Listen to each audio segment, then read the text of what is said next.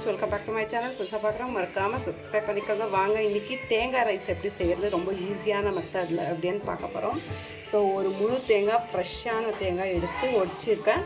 இதை வந்து நம்ம கட் பண்ணிவிட்டு மிக்ஸி ஜாரில் போட்டு அரைச்சி எடுத்துக்கலாம்.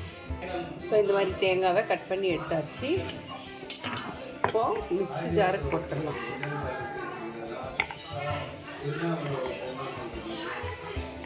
இதை அரைச்சி எடுத்துக்கலாம். நம்ம குக்கரில் ஆல்ரெடி ரைஸ் வச்சிட்டேன். ரைஸு ஒரு 3 விசில் வந்தால் இறக்கிடலாம். ஸோ விசில் வரத்துக்குள்ளே நம்ம இதை ரெடி பண்ணிக்கலாம்.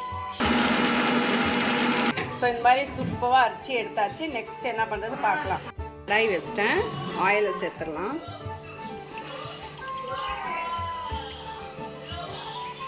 ஒரு 100 கிராம்ஸ் போல் ஆயில் சேர்க்கலாம். இப்போ வந்து கடுகு சேர்த்துடலாம்.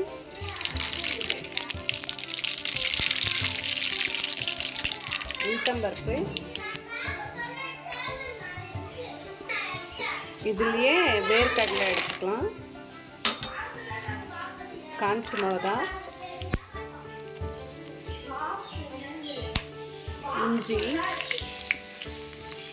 பச்சை மிளகா, கருவேப்பிலை,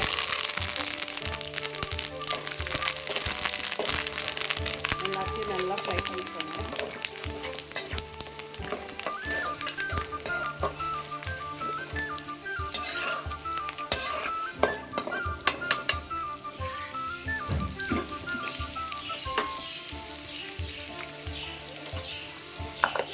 கொஞ்சம் இதெல்லாம் ஃப்ரை பண்ணும்போது லோ ஃப்ளேமில் வச்சுருந்தேன். இப்போ வந்து ஹை ஃப்ளேமுக்கே நம்ம டர்ன் பண்ணிக்கலாம்.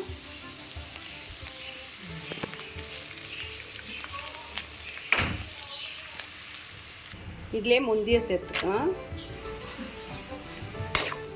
முந்திரி வேணுன்றவங்க போட்டுக்கோங்க, இல்லைன்னா ஸ்கிப் பண்ணிக்கோங்க. நெக்ஸ்ட் வந்து அரைச்சி வச்ச தேங்காய் ஆட் பண்ணிடலாம்.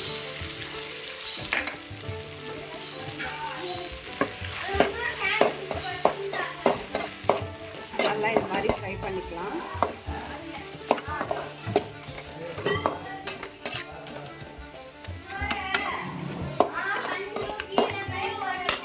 ஸோ இந்த மாதிரி ஃப்ரை ஆன உடனே நம்ம குக் பண்ணி வச்ச ரைஸ் ஆட் பண்ணிடலாம்.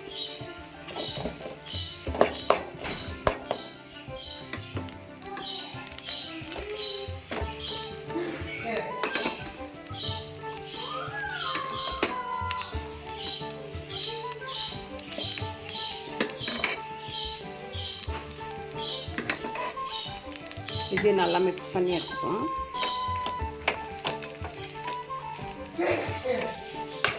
ஆல்ரெடி ரைஸ்லேயே நான் உப்பு போட்டிருக்கேன். மிக்ஸ் பண்ணிவிட்டு சால்ட்டு பத்தலைன்னா நம்ம சால்ட்டை ஆட் பண்ணிடலாம். ஸோ இந்த மாதிரி சூப்பராக ஃபைனாக கலக்கியாச்சு. உங்களுக்கு வேணும்னா பெப்பர் பவுடர் ஆட் பண்ணிக்கலாம். நம்ம வீட்டில் இன்றைக்கி குட்டி பசங்க சாப்பிட்றதுனால பச்சை மிளகா, காஞ்ச மிளகா 2 போட்டிருக்கேன். அதே காரமாக இருக்கும்.